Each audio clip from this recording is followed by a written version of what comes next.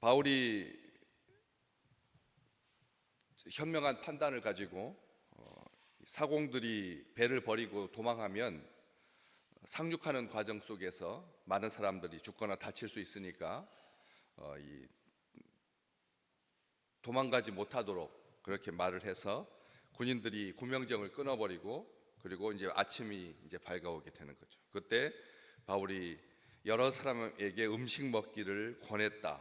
34절에도 음식 먹기를 권하노니 강권하여서 그렇게 먹게 합니다. 너희가 기다리며 먹지 못하고 줄인 지가 오늘까지 14일째다.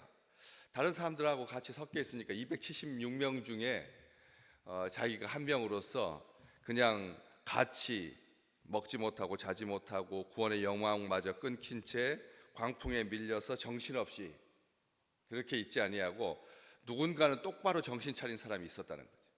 바울이 그랬다는 겁니다.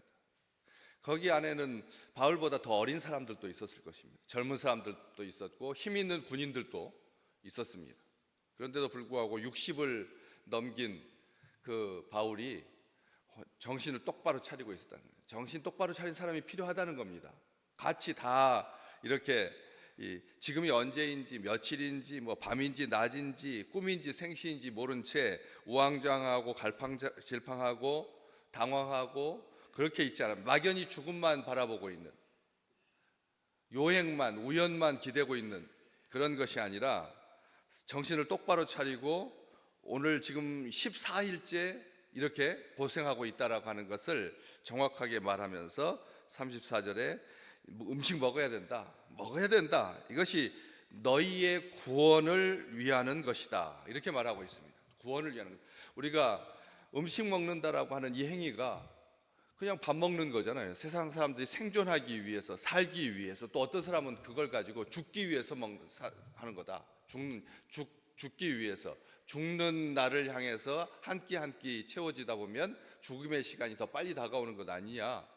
많은 사람들이 그렇게 말하거든요. 총량이 있다. 잠도 낮에 자는 시간이 많아지면 밤에 자는 시간이 줄어들 수밖에 없다. 그래서 잠 자는 시간은 사람에게 정해져 있고 평생 살아가는 동안 먹을 양도 정해져 있고 자는 양도 정해져 있기 때문에, 활동하는 양도 정해져 있기 때문에 너무 과하게 하면 일찍 죽는다. 그런 말을 쓰거든요. 그렇기 때문에 이 음식 먹는다라고 하는 이 행위에 대해서 아주 세속적으로 바라볼 수가 있습니다. 그냥 생물학적으로 이해할 수가 있다는 거죠. 먹고 하루에 뭐 몇 끼를 먹는 것이 정상적이냐, 사람들이 몇 끼를 먹어야 되느냐, 이것에 대해서도 아직 정해진 것도 없습니다. 하나님께서 너희는 하루에 3끼씩 먹어라 이렇게 하지 않으셨거든요. 만나를 주실 때, 광야에서 생존할 때 만나는 하루에 한 번 하나님께서 허락해 주셨습니다. 하루에 한 번. 그렇기 때문에 어떻게 먹는 것이 좋은가? 과하게 막 배 터지게 막 무리해서 먹는다거나, 아니면 너무 소식해가지고 힘도 없이 이렇게 간신히 먹는 간헐적인 뭐 이런 식사 행위, 이런 것에 대해서 성경은 따로 기록하고 있지 않습니다. 우리 주님은 세상 사람들이 말할 때 먹기를 탐한다라고 하는 평가를 들을 만큼 아주 음식을 좋아하셨던 것을 우리에게 보여주셔서 이 땅에 사는 동안 음식을 먹는다라고 하는 이 행위가 그렇게 단순하게 육체만을 위한 것이 아니다라고 하는 것을 바울은 분명하게 설명해 주고 있습니다. 너희의 구원을 위해서 먹어야 된다. 왜? 나중에 배가 파산하죠. 배가 쪼개집니다. 그래가지고 43절에 보면 41절에 보면 두 물이 합하여 흐르는 곳을 만나 배를 걸매 이 물은 부딪혀 움직일 수 없이 붙고 고물 뒤쪽은 큰 물결에 깨어져 가고, 그래서 군인들이 죄수가 헤엄쳐서 도망할까 해서 그들을 죽이는 것이 좋다고 하고 막 이런 아주 난장판이 아수선한 그런 과정 속에서 어떻게 됩니까? 44절에 그 남은 사람들은 널조각 혹은 배의 물건에 의지하여 나가서 마침내 상륙하고 구조됐다.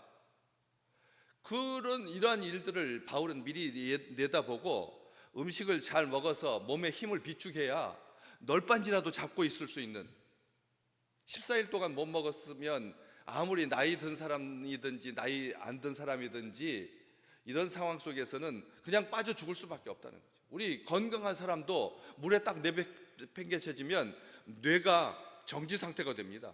정지 상태가 되어가지고 어떻게 할 바를 모르는 거거든요. 아무리 수영 잘하는 사람도 옷을 입은 채 갑자기 물에 넘어지게 되면 물을 벌컥벌컥 마시게 되고, 물을 마시게 되면 정신이 하나도 없거든. 그렇기 때문에 이 상황 속에서 살려고 하면 먹어야 된다, 힘내야 된다. 상륙할 때 널조각이나 배운 물건을 의지하여서 살려면 먹어야 된다. 그러면서 바울이 너희 중 머리카락 하나도 잃을 자가 없을 거다라고 하는 소망의 말을 줍니다. 너희 중에 먹을 머리카락 하나도 잃을 자가 없을 거다. 참 이게 얼마나 놀라운 표현입니까? 머리카락 하나도 잃을 자가 없을 것이다 라고 하는 이 머리카락은 하나님께서 너희 머리카락까지 세신 바 되었다. 하나님께서 하나도 안 잃어버린다는 말입니다. 너희 머리카락까지도 하나님께 센 바 되었다라고 하는 말은 머리카락 하나도 잃지 않게 하나님께서 함께 해주신다. 오늘 또 그런 하나님의 사랑 가운데 거하시기를 주의 이름으로 축복합니다. 우리의 머리카락 하나 잃어버리는 거, 항암 치료만 받고 아니면 그냥 나이가 들어도 아침에 머리 감고 나면 하수구에 머리가 이렇게 흥건하게 있을 만큼 많이 빠지는 그런 때 아닙니까? 그런데 그 머리카락 빠지는 것까지도 하나님께서 하지 않도록 막아주셔야 안 빠진다는 겁니다. 우리 이걸 잘 아셔야죠. 그래서 이것은 설교입니다. 사실은 정확하게 말하면 이 세상 사람들이 알고 있는 신관하고는 다른 거죠. 세상 사람들이 생각하고 있는 신관하고 다르다는 거예요. 우리 하나님은 그런 분이시라는 거죠. 세상의 신은 전쟁을 좌우하고 뭐 출항을 좌우하고 뭐 출산을 좌우하고 경제력을 좌우하고 엄청나게 크고 대단하고 위대해 보이는 것, 강력해 보이는 것, 힘 있는 것, 이것을 주관하는 신한테 매달려 있잖아요. 사람들은 머리카락 하나 잃어버리지 않기 위해서 매달리는 신은 이 세상에 한 신도 없습니다. 이 세상에 존재하는 어떤 신도 머리카락 하나 잃어버리는 것, 이거 지켜주는 그런 신은 없다는 거예요. 우리 하나님은, 사실 우리 하나님한테는 머리카락 하나도 잃어버리지 않게 보호하신다라고 하는 말은 사실은 귀찮은 거죠. 그렇잖아요. 머리카락 하나 잃어버리는 것이 얼마나 사소한 건데, 얼마나 순간적인 건데 하나님께서 그것을 지켜주실 것이다. 하나도 잃어버릴 것이 없다, 잊지 않는다 라고 말하면서 떡을 가져다가 모든 사람 앞에서, 처음에 여러 사람에게 먹기를 권했다. 여러 사람, 그냥 한두 번 해보다 마는 것이 아니라, 좀 약해 보이는 사람 한 것이 아니라 누구라도 먹을 수 있도록 그렇게 권했는데, 이제 자기를 같이 도와주는 누가와 아리스다고 믿음의 형제들이 있기 때문에, 제자들이 있기 때문에 떡을 가져다가 모든 사람 앞에서 하나님 앞에 축사하고 떼어 먹기를 시작했습니다. 먼저 그들이 먹었다는 거죠. 바울이 먹기를 먼저 먹었다라고 하는 것입니다. 바울이 먼저 먹습니다. 사람들이 다 보는 앞에서 먼저 먹습니다. 왜? 먹는 것을 보면 먹고 싶어지거든. 먹는 것을 보면 먹고 싶어지거든. 먹방이 우리나라에서 시작해가지고 온 세상한테 한국의 K 콘텐츠라고 일컬어질 만큼 아주 장사가 잘 되는 그런 분야가 되었거든요. 사실은 남들이 아주 열심히 잘 먹는 거, 이걸 보면서 대리 만족을 취하는 거죠. 아픈 사람들도 못 먹고, 또 불편한 사람들도 못 먹고, 또 먹고 싶어도 못 먹는 사람이 있는데, 그 영상을 보면서 대리 만족, 그래가지고 자기가 몸을 조절하기 위해서 그걸 보면서 먹는 것처럼 뇌가 그것을 인식해 줘가지고 과도하게 먹지 않도록 해주는 그런 효과가 있다는 것. 다른 사람들이 막 먹는 것을 보면서 나도 먹은 것 같아가지고 더 이상 음식에 대해서 그렇게 막 결핍한 느낌이 들지 않아서 포만감을 느끼게 되어서, 그래서 이런 효과를 주기 때문에 남들이 먹는 것을 보는 것 아주 중요하다는 거죠. 그래서 이 바울일과 그의 일행들이 먹습니다. 하나님께 감사 기도하고 축사하고 떡을 떼어서 먹기를 시작하니까 그들도 다 안심하고 받아 먹습니다. 다 안심하고 받아 먹습니다. 여기 계속 보십시오. 34절에 하나도, 35절에 모든, 36절에 다, 37절에 전부, 한 명도 예외 없이, 한 명. 저는 그런 나라, 그런 민족 되기를 간절히 소망합니다. 우리 민족이 예수 믿는 사람들끼리만 모여가지고 성찬식하고 예수 믿는 사람들끼리만 따로 떨어져가지고 구원받고 예수 믿는 사람들만 천국에 가는 것이 아니라 하나님께서 빚어주신 아름다운 형상을 가지고 있는 태어난 이 땅의 모든 백성들이 다 한 사람도 다치지 아니에요. 여기 그렇게 됐잖아요. 276명 전부가 다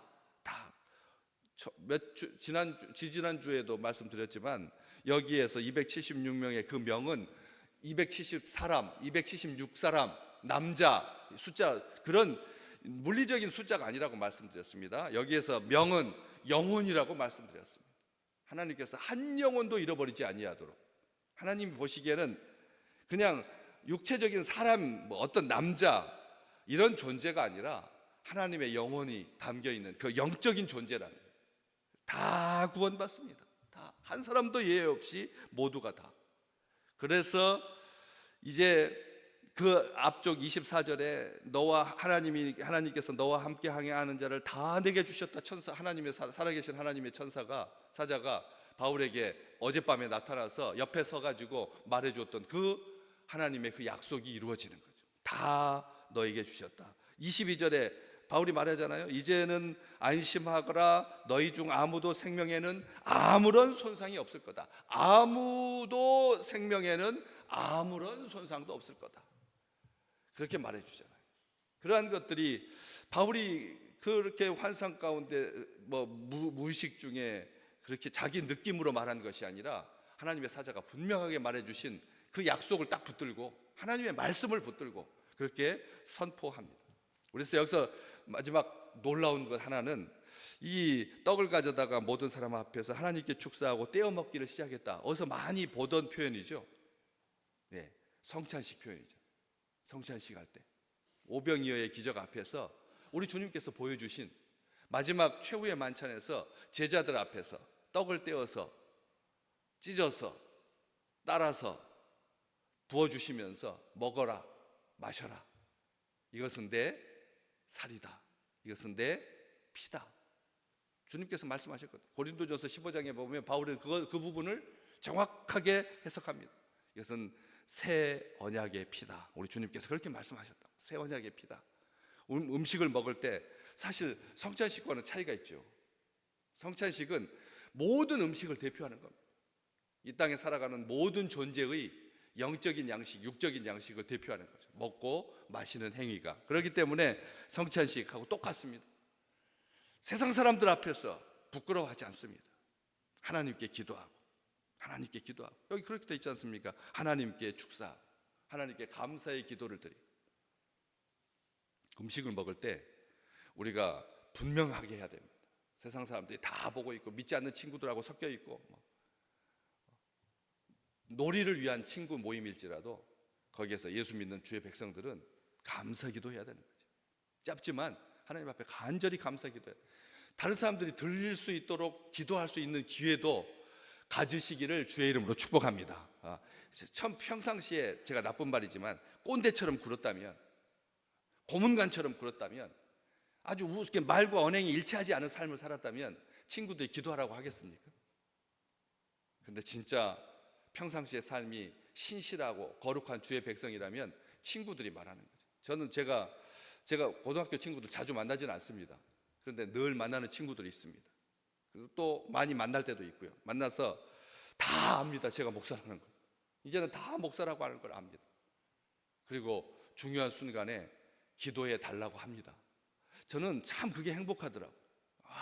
고등학교 때 같이 그렇게 엉클어진 머리로 그렇게 혈기왕성하게 다녔던 그 시대를 알고 있는 나를 알고 있는 그런 친구들이 이제는 목사인 줄 알고 어떤 중요한 일에 기도하고, 제가 또 그렇게 부탁을 안 해도 제가 기도합니다. 제가 기도를 하면 다들 고개 숙이고 기도합니다. 그 중에는 가톨릭 신자도 있고 불교 신자도 있고 무신론자도 있는데 기도하면 끝난 다음에 다들 아멘 합니다. 아멘 해요. 우리나라 사람들은 다 안다니까요. 목사가 기도한 다음에 끝에 아멘 한다는 것을 다 알아요.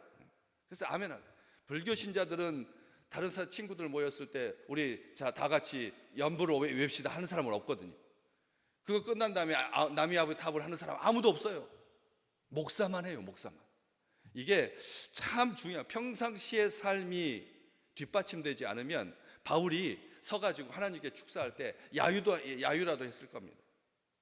그렇죠? 왜 네가 뭔데 우리를 대표해서 기도한다는 말이냐 라고 말했을 겁니다. 근데 아무도 그런 사람이 없었던 거죠. 백부장도 그랬고, 백부장은 바울에 대해서 굉장히 우호적이고